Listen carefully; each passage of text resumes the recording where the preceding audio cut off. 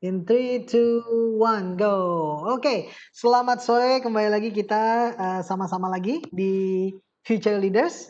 Dan hari ini kita baru bertiga, tapi nggak apa-apa. Kita masih menunggu yang lain dan yang membuat channel ini tapi nggak pernah nongol. Tapi kita percaya bahwa kita mau belajar sesuatu. Nah, ini ada Gabriel. Kita admit. Hai Gab. Testing. Kayaknya kita semua kedengaran. Dan untuk itu kita akan kembali lagi kepada PR-nya minggu lalu. Gabriel, halo Gabriel. Halo Gabriel. Halo. Hai, oke. Sip, Gabriel udah join, TA udah join. Sebelum kita mulai, kita mau ngobrol dulu sebentar tentang PR-nya minggu lalu, gitu ya. PR minggu lalu adalah kalau tadi udah dibaca hukum yang ketiga minggu lalu kita sempat ngobrol tentang the law of process, bahwa nggak ada orang yang tiba-tiba langsung jago, nggak ada orang yang tiba-tiba langsung jadi pemimpin. Semuanya butuh proses di dalam kehidupan kita. Nah, pertanyaannya minggu lalu itu ada beberapa.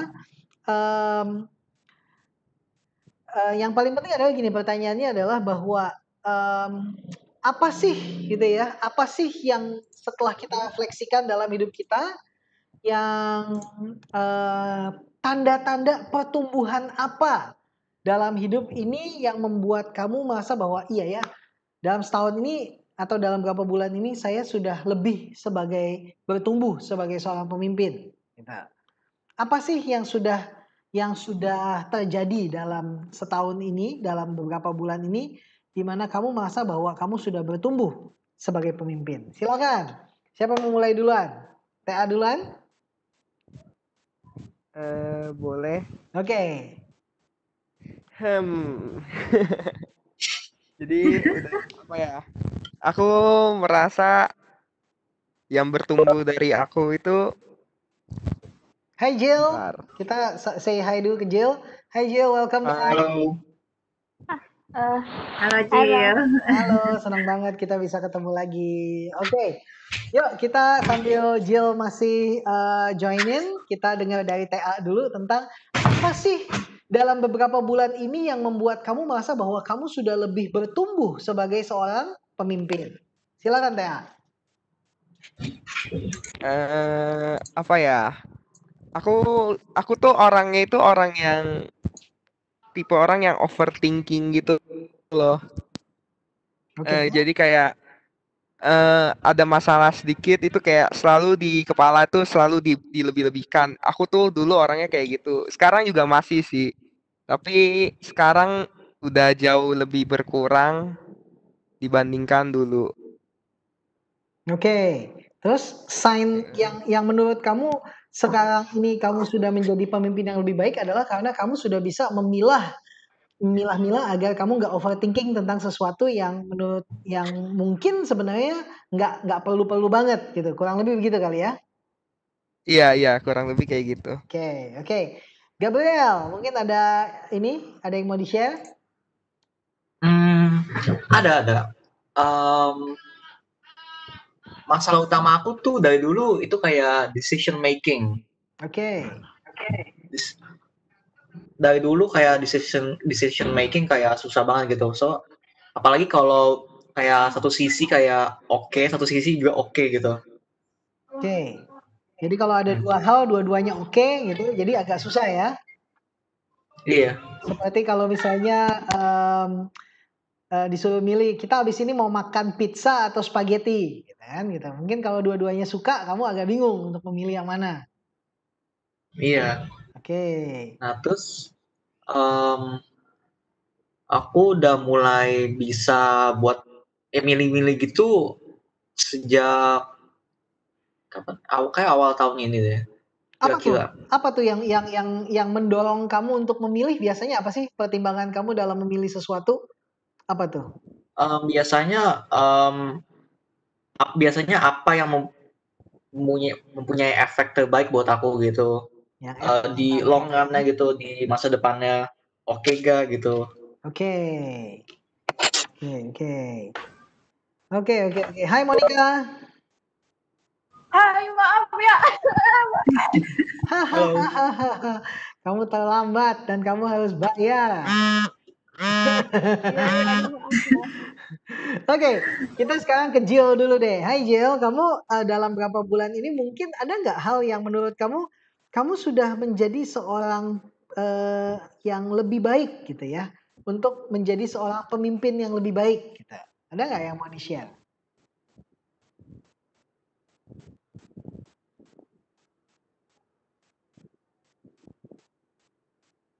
Dia masih mute. Dan dia masih mute. Nah, itu dia. Nah, sudah? Hai Jill.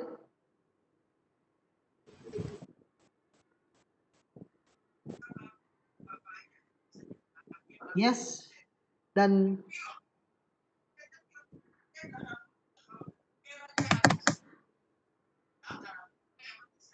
halo. Atau mungkin Monica dulu. Ada nggak Mon? Di mana dalam beberapa bulan ini sesuatu yang membuat kamu merasa bahwa kamu sudah berkembang menjadi seorang pemimpin yang lebih baik? Ah, eh, apa ya? Ya kan? Tapi ada sih, kan aku kayak bikin kayak sarannya dari tim gitu kan. Kayak aku bikin alarm-alarm gitu kayak oh ini saatnya aku harus ngapain.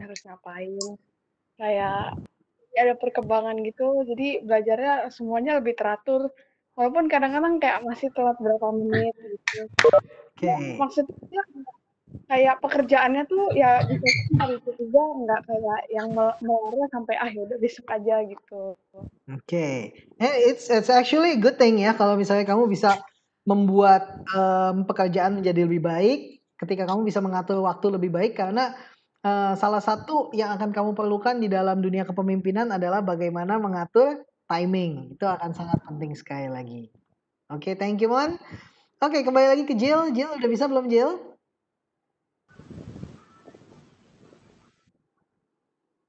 Testing, hai Jill. Oke, nggak apa-apa. Kita sambil menunggu Jill, kita terima kasih buat sharingnya. Kita mau masuk hukum yang keempat. Hopefully kita bisa belajar sesuatu hari ini di hukum yang keempat. Kotim akan share. Yes, dan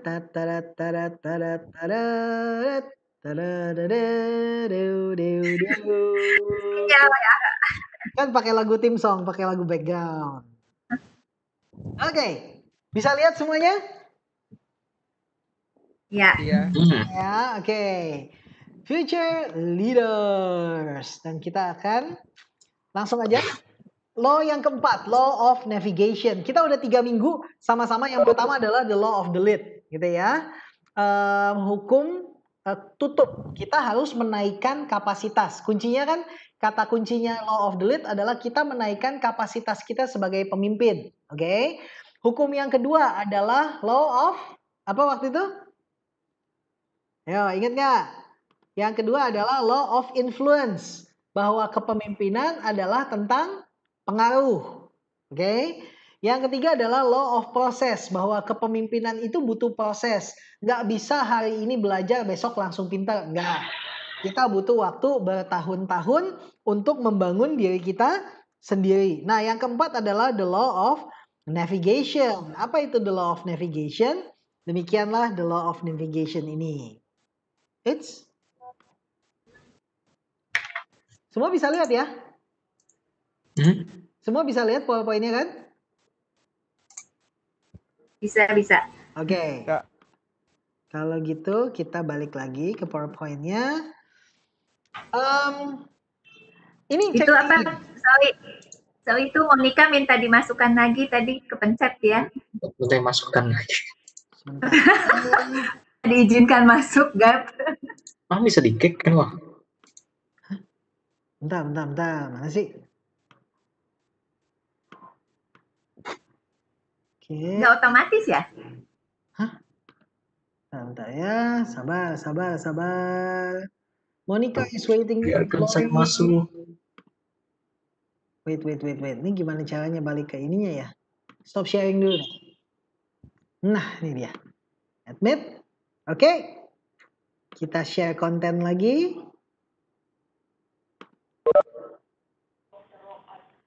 Oke.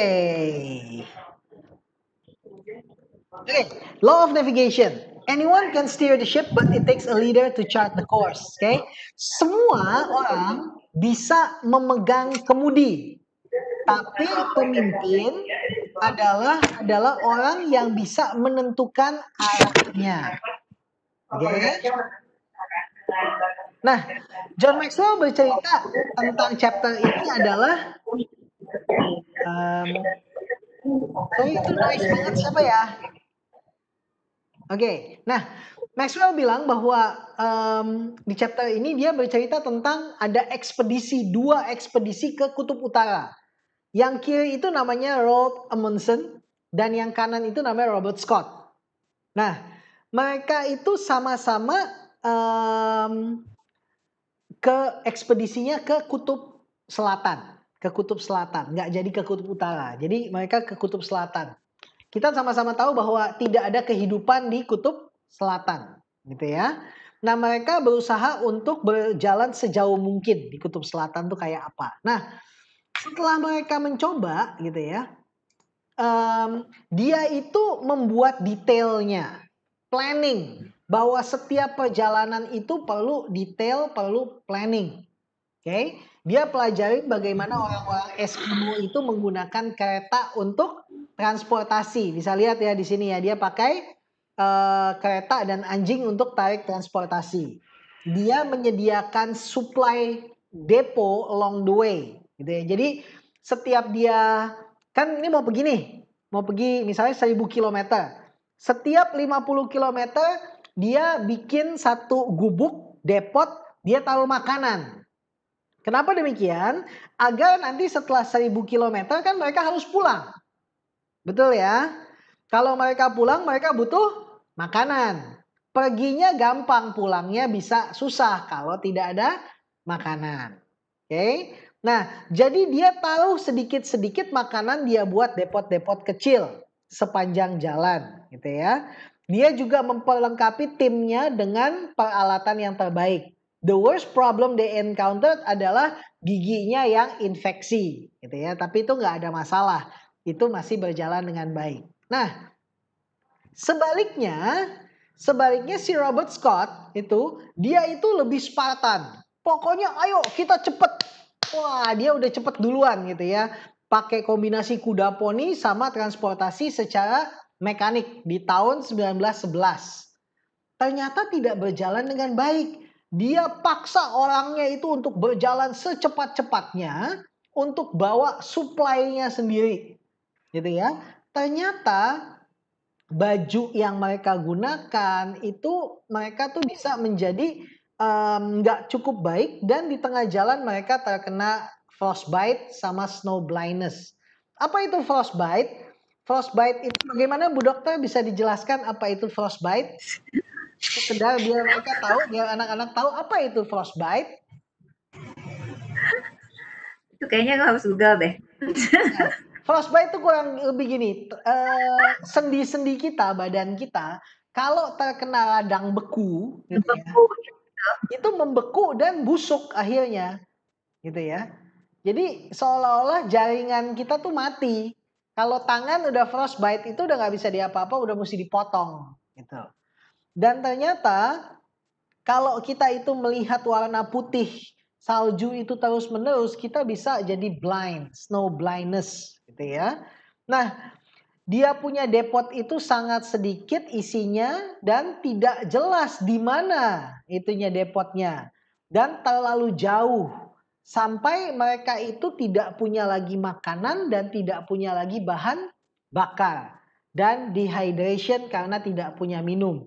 Akhirnya mereka sampai di Kutub Selatan sebulan setelah si Roald Amundsen, gitu ya. Mereka mulainya sama-sama, tapi sampainya mereka lebih lama. Tapi ternyata itu bukan itu aja masalahnya. Apa masalahnya? Ketika mereka pulangnya, gitu ya, mereka udah bawa 15 kg sampel geologis, gitu ya. Itu yang menjadi lebih masalah. Kenapa? Karena mereka nggak punya makanan, mereka nggak punya minuman, mereka nggak punya bahan bakar, mereka itu sangat minim stoknya, dan anggota terakhir mereka meninggal dunia 250 km dari base camp yang seharusnya mereka jalani. Jadi itu adalah disaster.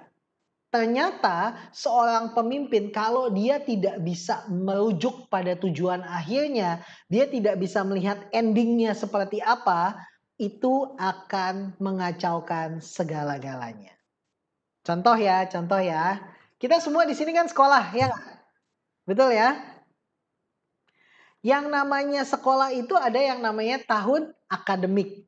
Mulainya di bulan Juli dan akan selesai di bulan Juni tahun depannya.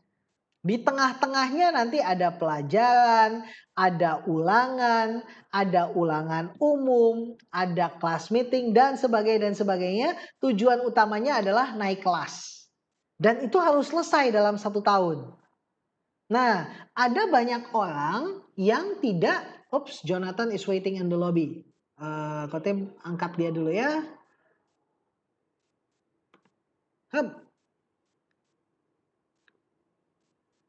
Kayak hotel aja sih Jo nunggu. Iya. Makanya nih. Hai Jonathan.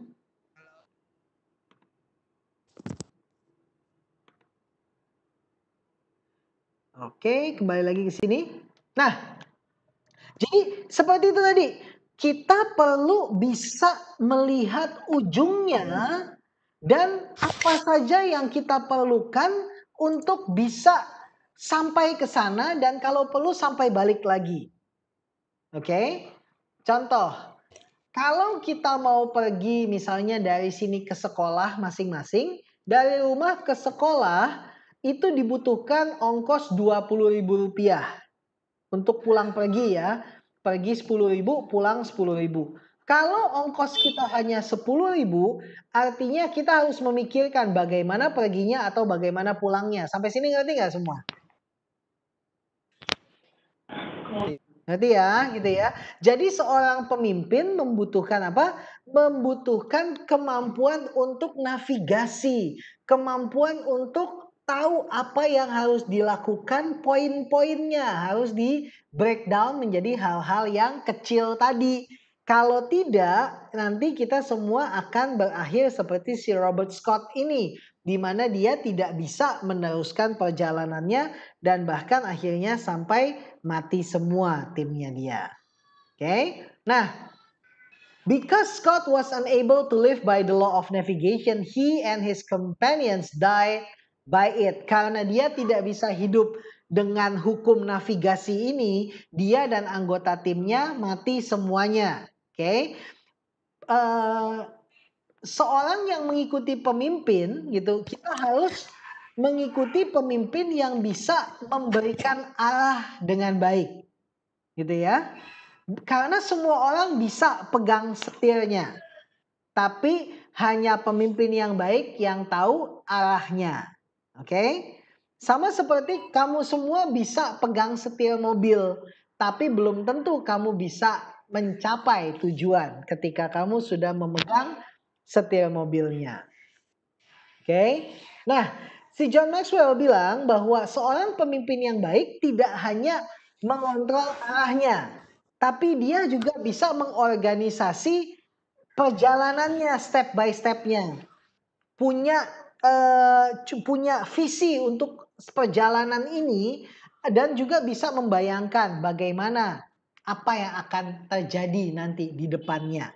Gitu ya. Jadi mereka punya rencana. Sama-sama katakan rencana. Sekali lagi ya, sama-sama katakan rencana.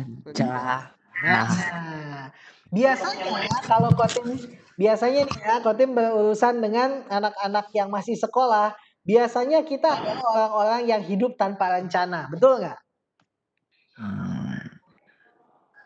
Sederhana deh. Apa yang kamu rencanakan besok? Siapa yang mau mulai? Ada nggak yang udah rencana besok? Mau ngapain? Bangun. Nah, itu nggak ada rencana, itu jelas gitu. Karena itu udah pasti kamu akan bangun, kecuali kalau Tuhan bilang pulang, gitu kan ya.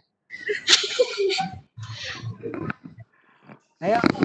Biasanya orang itu main game. banyak sekali orang yang hidup tanpa rencana. Nah, sekarang makanya gue tuh mau tahu, apa yang udah kamu rencanakan untuk besok? Kalau aku biasa rencanainnya tuh kayak pas malam gitu loh, pas mau tidurnya. Oke. Jadi sekarang tuh belum direncanain. Jadi sekarang belum direncanain besok mau ngapain ya? Oke. Siapa lagi?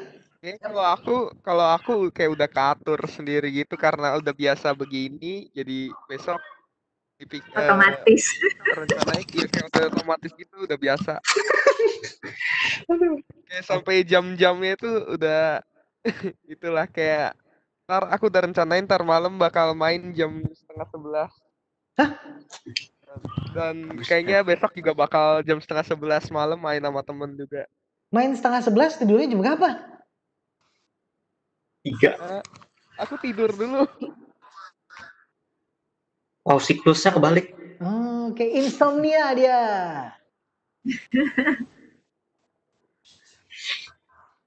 Oke, ada lagi yang punya rencana besok? Atau nggak usah rencana besok, kita coba cek hari ini berapa banyak dari kita yang rencana hari ininya berjalan dengan baik.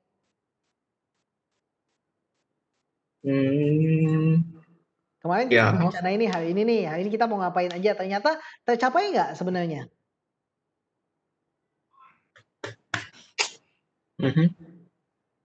Apa yang kamu rencanain hari ini, Gab?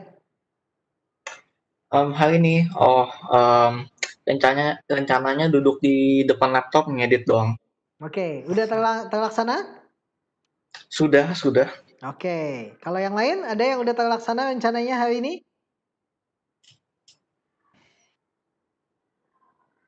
Nanti malam. Yang nanti malam ya, gitu ya, masih tunggu ya nanti malam ya. Ya masih nunggu nanti malam. Oke, kalau gitu it means bahwa kita itu perlu perencanaan ya. Orang kalau tanpa rencana kamu nggak akan ini deh, kamu nggak akan berhasil dalam melakukan sesuatu. Pemimpin perlu perencanaan. Oke? Pilihlah orang-orang yang sama-sama kuat dalam membangun di dalam tim kamu. Gitu ya. Kalau kamu punya rencana tapi kamu nggak punya teman-teman yang bisa bekerja bersama-sama untuk merealisasikannya, rencana kamu akan tetap hanya sekedar rencana saja, gitu ya. Jadi tidak hanya sekedar direncanakan, tidak hanya sekedar tahu, direncanakan lalu juga dibagikan kepada teman-teman tadi. Contoh misalnya mau main jam 11 malam, itu semua harus tahu dulu. Kayak misalnya hari ini ya, kita mulai jam 4 sore Future Leaders. Semuanya udah dikasih tahu dari pagi. Kita mulai jam 4 ya, kan? Oke? Dan Monica datang terlambat, gitu kan? Misalnya contoh, gitu kan? Gitu. Nah, tapi kan artinya bahwa kita sudah merencanakannya dan sudah membagikannya kepada orang-orang di dalam ruang lingkup kita. Oke, lanjut dulu. A leader is one who sees more than others see. Okay? Seorang pemimpin melihat lebih banyak daripada yang lain. Okay? Yang melihat lebih jauh daripada orang lain dan yang melihat lebih cepat dibandingkan orang lain. Okay?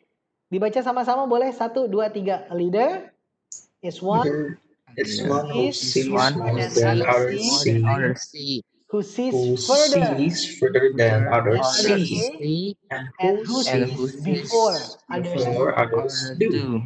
Okay? Seorang pemimpin melihat lebih banyak daripada yang dilihat orang lain, seorang pemimpin melihat lebih jauh daripada yang dilihat orang lain, dan seorang pemimpin melihat sebelum orang lain melihatnya.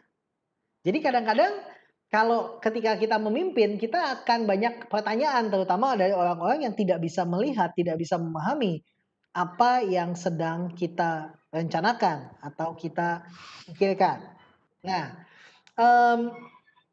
vitally important as the size of the organization grow due to the inertia involved in trying to change the directions once committed. Jadi ketika sudah komitmen gitu ya, komitmen kita akan melakukan ini, kita harus tetap melakukannya. Karena kalau tidak, kita akan terlalu banyak gangguan. Makanya contohnya apa? Khotib selalu bilang bahwa kita mulai jam 4 sore ya. Walaupun kamu datang terlambat, nggak apa-apa kamu datang terlambat, tapi khotib tidak akan tunggu kamu. Gitu. Karena apa? Karena kita ingin stick dengan komitmennya bahwa we start di jam 4 sore. Itu adalah contohnya. Oke, nah berikutnya. Nah, ini adalah important steps to ensure the best chance of success. Nomor 1, navigators draws on past experience. Past success and failures can be valuable source of guidance. Leaders need to learn what their strengths are and also to learn from their mistakes. Oke. Nomor 1 adalah belajar dari kekuatan dan belajar dari kesalahan. Berikan khotib contoh. Apa kekuatan kamu yang menurut kamu ini kekuatan kamu banget? Silakan. Monica, apa kekuatanmu, Mon? Biasanya proses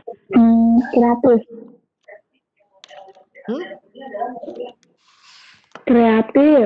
Kreatif. Oke. Jonathan, hai Jonathan, kamu bisa dengar khotib? Bisa. Ya, Jonathan, apa kekuatan kamu, John? Bentar, mikir-mikir dulu. Bentar, mikir dulu. Oke, sambil kamu pikir, Jill dulu deh. Jill, apa kekuatan kamu, Jill?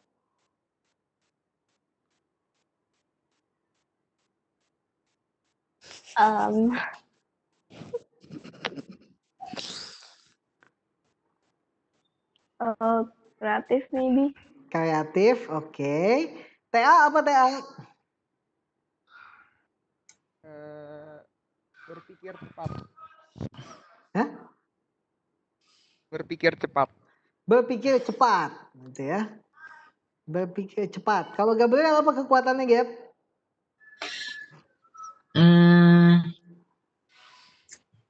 Apa?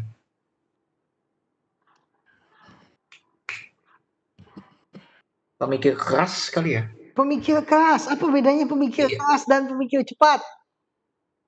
Keras kayak yang satu diperhatikan. Oh, ada sesuatu yang kurang gitu. Oke. Jonathan lagi. Jonathan apa, Jo? Kreatif lah mungkin. Kreatif. Semuanya adalah anak-anak yang kreatif.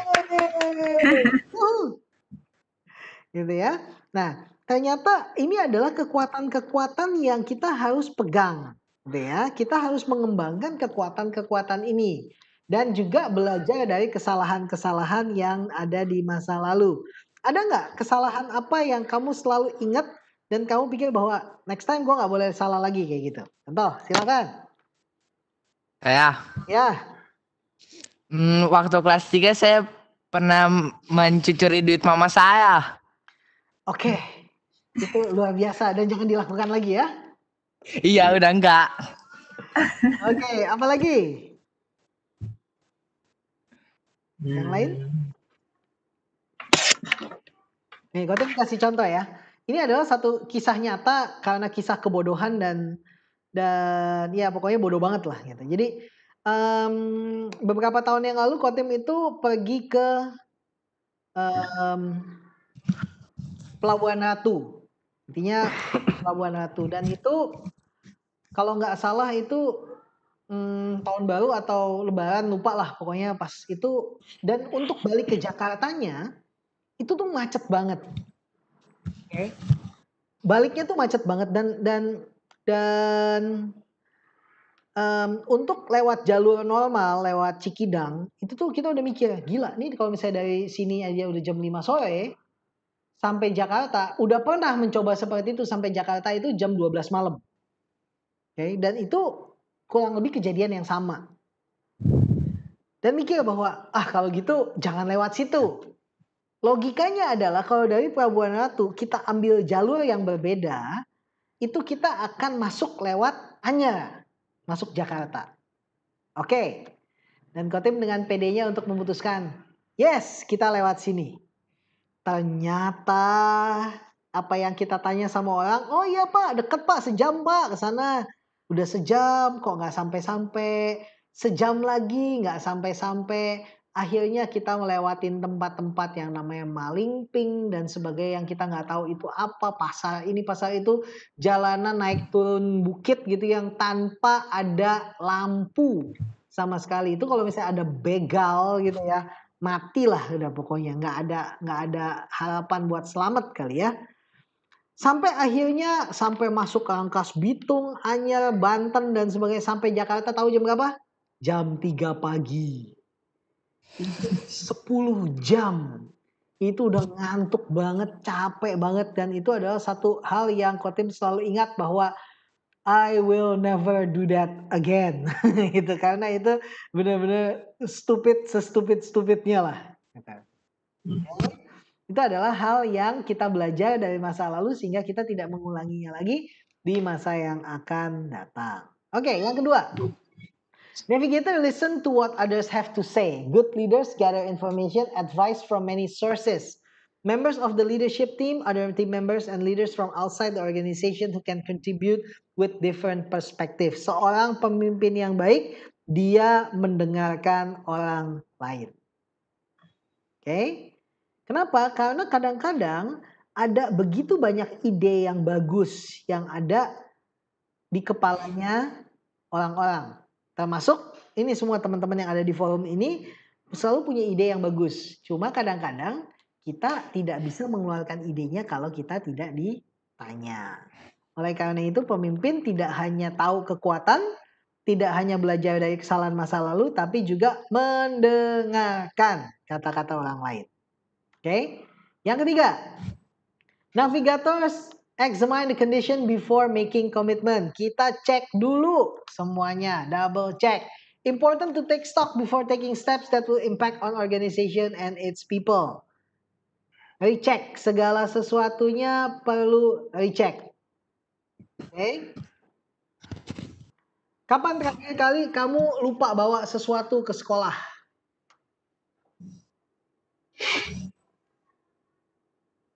Udah lama nggak sekolah. Udah lama nggak sekolah. Gak inget. Kapan terakhir kali kamu lupa? Ngapain deh gitu.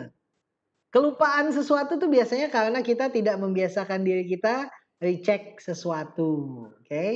Nomor 4. Navigators make sure that their conclusions represent both faith and fact.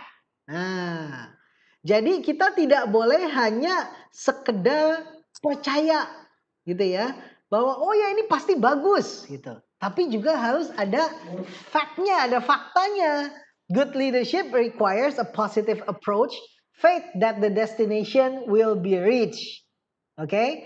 Karena kalau enggak, itu kita tidak akan mencapai hal-hal yang baik kalau kita hanya pikir bahwa oh ya I have faith on that, tapi itu bisa jadi make believe gitu ya.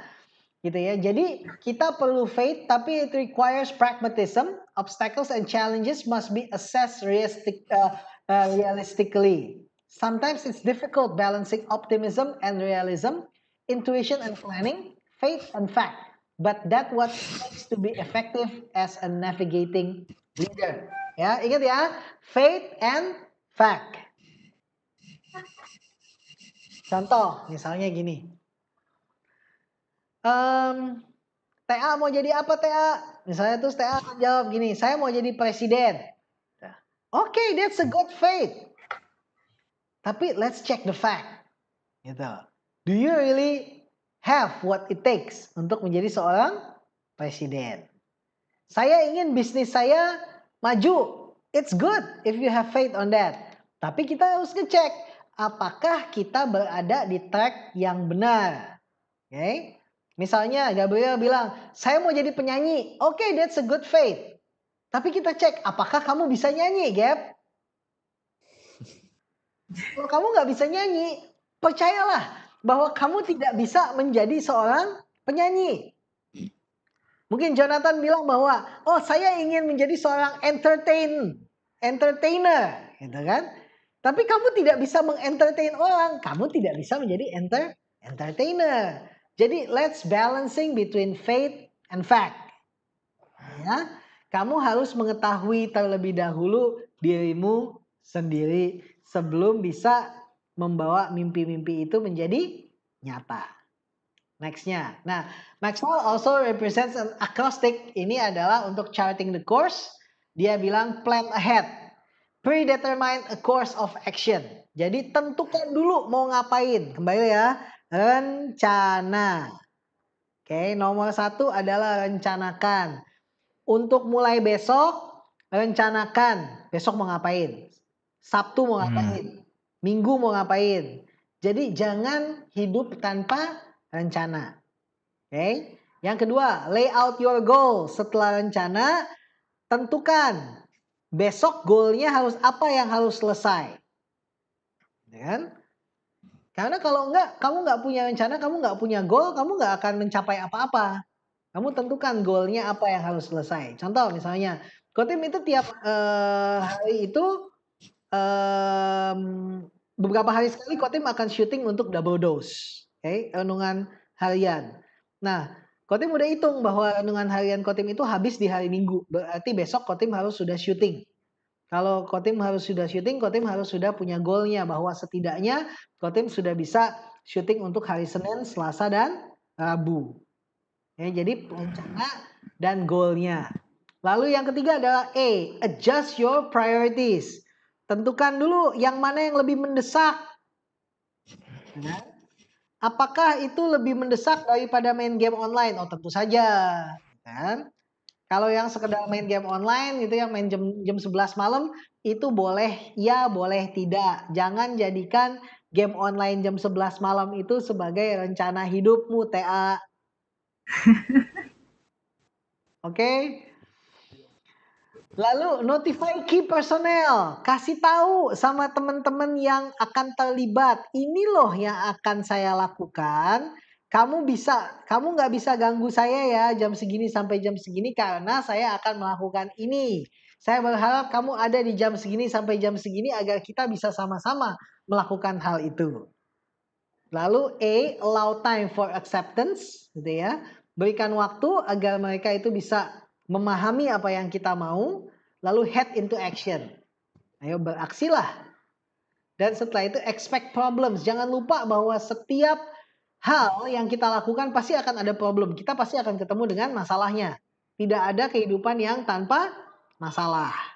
Yang perlu kita lakukan adalah exercising agar kita selalu bisa mengatasi masalah yang ada. Lalu always point to success. Kita harus yakin bahwa ini akan berhasil. Kalau kita nggak punya keyakinan itu jangan dilakukan. Dan daily review your plan. Ingat ya, bahwa planning yang sudah dibuat selama seminggu harus selalu direview. Oke? Nah, setelah itu adalah ini. Some of the key aspects of this approach lie in the people factors, getting key people to buy into the direction ahead of time, giving time to buy in and encouraging people by reminding them to the incremental success.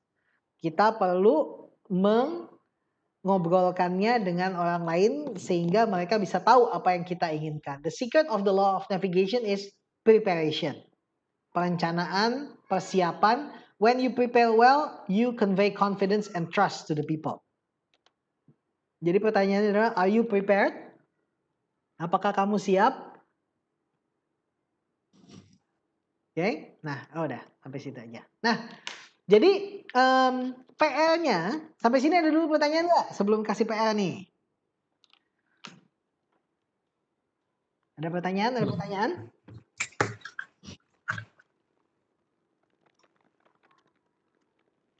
Nggak ada? Jelas semua?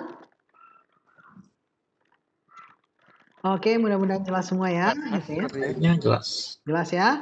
Berarti kita bikin PR-nya begini. Nanti untuk minggu depan, Kotim minta kamu untuk membuat perencanaan. Ini mulai hari ini nih ya, mulai nanti gitu ya.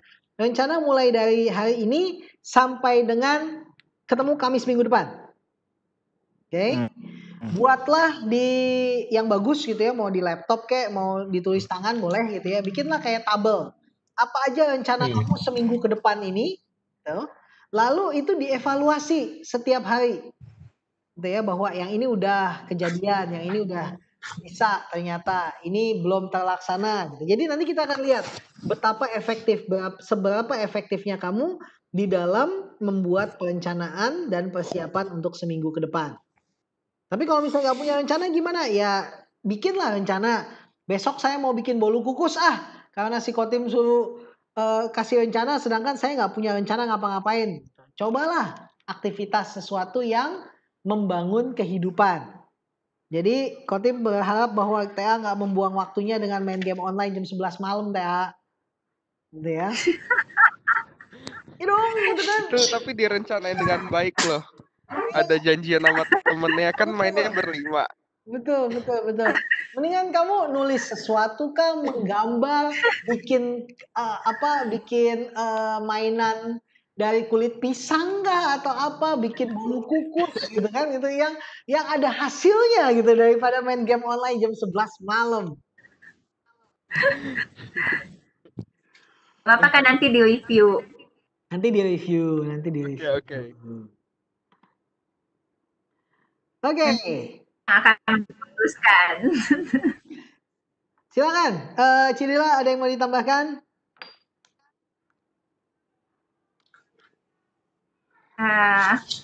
Cici cuma mau share ini ya, bahwa Cici tuh orang yang dulunya gitu. Cici orang yang tanpa plan gitu. Cici nggak suka berencana, Cici orangnya spontan.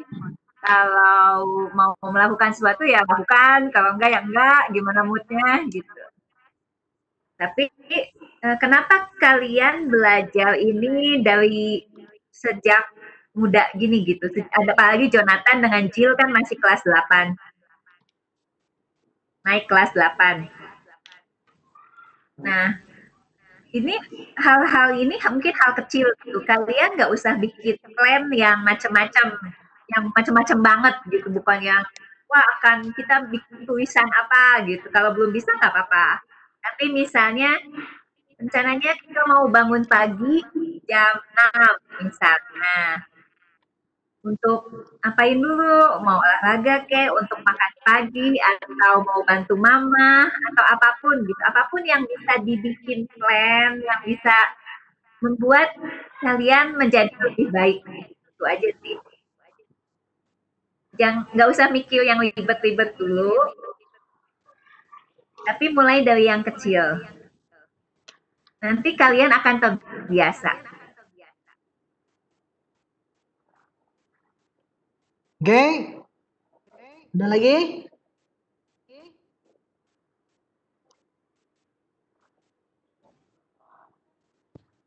Udah. Tidak ada pertanyaan? Apa ya? Ada minimalnya nggak rencananya? Apa? Rencananya ada minimalnya nggak? Sehari harus ada berapa kegiatan gitu? Nggak ada sih minimal sih. Oke. Kamu mau dikasih minimal? Jangan dulu lah. Keren. Kalau minus bahaya. Monika mau nanya? Jadi kan kayak aku kan kayak belajar gitu kan buat ikut supaya bisa lolos PTN gitu. Cuma kayak yang emang gimana ya, ya belajar gitu, tapi aku sendiri itu kayak tahu gitu loh, kayak ya kemungkinan besarnya tuh yang nggak tahu sih ya, cuma maksudnya kayak itu adalah aku mengerjakan satu hal yang nggak pasti gitu loh, yang kayak kan Koko bilang kan kayak kita harus melihat sesuatu yang kelihatannya tuh pasti dan sukses gitu loh, kayak melihat peluang yang besar gitu, tapi di sini tuh aku nggak lihat peluang itu, jadi aku kayak masih bayang-bayang gitu, tapi ya udah gitu, aku kayak mikir udahlah belajar aja gitu. Terus kayak menurut Koko tuh gimana gitu? Karena aku sendiri juga bingung. Apanya yang bagaimana? Maksudnya kayak kan seharusnya seorang pemimpin tuh kayak gini. Tapi kenyataannya aku mengerjakan sesuatu yang menurut aku tuh kemungkinan berhasilnya tuh nggak pasti gitu. Oke. Terus apa saran Koko kira-kira gitu? Kenapa tuh? Nggak pastinya kenapa tuh? Dia nggak jelas gini, Monica kan mau ikut SMPTN. Nah, dia kan belajar kan, berusaha untuk belajar maksudnya.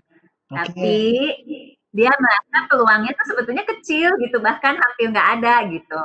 Oke. Jadi kan seolah-olah itu nggak pasti gitu. I see. Nggak apa-apa Jadi sih. Kamu masih mau ikut nggak, Mon? Itu pertanyaannya kan, gitu. Kalau SMPTN kan anggaplah itu sebagai kayak iseng-iseng berhadiah aja.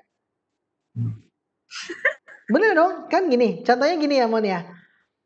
Biasanya yang ikut ketika kita mau kuliah, kita kan milih beberapa kampus, gitu kan? Kampus A, B, C, D, gitu kan? Dan itu adalah kampus-kampus yang kita merasa bahwa ini yang kita pengen diterima gitu. Kalau kita diterima di salah satunya, ya kita merasa bahwa yes, udah yang penting udah ada. Terus ada rencana SMPTN gitu, ya nggak masalah kalau misalnya kamu ikutan lagi gitu. Tapi kalau misalnya seandainya nggak dapat pun kan itu tidak membuat kamu jadi nggak bisa kuliah gitu loh.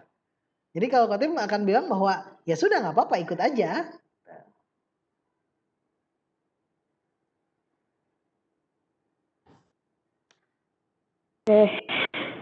Gitu ya. Karena nggak ada ruginya kok diikutin juga.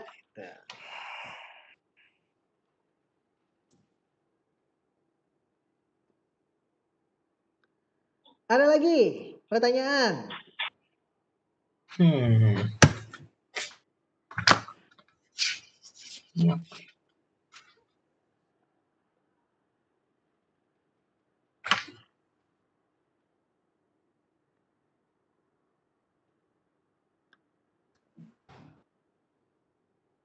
Oke, mungkin kalau nggak ada pertanyaan nggak apa-apa. Yang penting adalah kita sudah share hari ini dan tugasnya dipikirkan gitu ya. Ingat selalu bahwa ada perencanaan dan ada persiapan. Jadi di dalam tabelnya rencanakan dan kalau perlu tuliskanlah apa sih yang kamu siapkan. Contoh misalnya, kadang-kadang kita itu untuk membuat sesuatu kita harus ada yang harus disiapkan dulu. Contoh ya, misalnya ya, contoh. Kotim tuh lagi dalam satu taraf menulis buku judulnya Reformasi Liturgi. Tapi selama beberapa chapter ini, Kotim belum maju-maju lagi nih. Kenapa? Karena Kotim lagi membaca dulu buku ini. Gitu. Nah, ini adalah satu buku yang udah baru setengah dibaca. Dari sini Kotim berharap bahwa ada insight-insight baru tentang apalagi yang mau dituliskan di dalam buku yang sedang digarap gitu. Jadi sebelum bisa melanjutkan itu kan tentunya ada hal yang harus dilakukan terlebih dahulu gitu. Nah itulah, jadi perencanaan dan persiapan. Oke, misalnya mau bikin bolu kukus, tapi butuh terigu, tapi di rumah nggak ada terigunya. Artinya mesti beli dulu ke Indomaret terigunya. Paham ya? Oke. Ada lagi pertanyaan?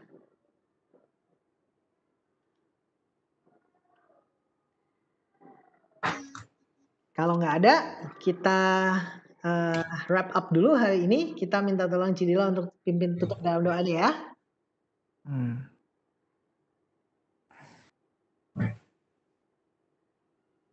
Halo. Halo. Oh, dia nggak ada di situ. Kalau gitu kita minta siapa yang pimpin tutup dalam doa? Gabriel bisa pimpin doa? Boleh. Oke, yuk. Oke, teman-teman mari kita berdoa. Tuhan Yesus, terima kasih Tuhan atas pemberkatan-Mu Tuhan dan penyertaan-Mu Tuhan selama kami belajar tentang leadership ini Tuhan.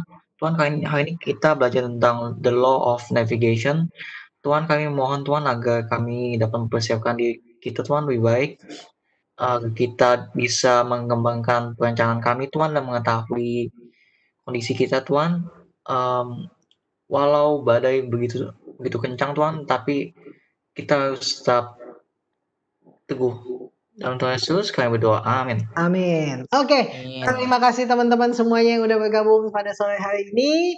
Kiranya semua bisa menjalankan tugasnya dengan baik. Dan jangan lupa perencanaan dan planning-planningnya seminggu ke depan. Oke? Oke, bye guys. Oke. Tuhan Yesus memberkati. Kalau ada pertanyaan, silakan di grup WA ya. Oke, God bless God you bless. all. Bye-bye. Terus semua.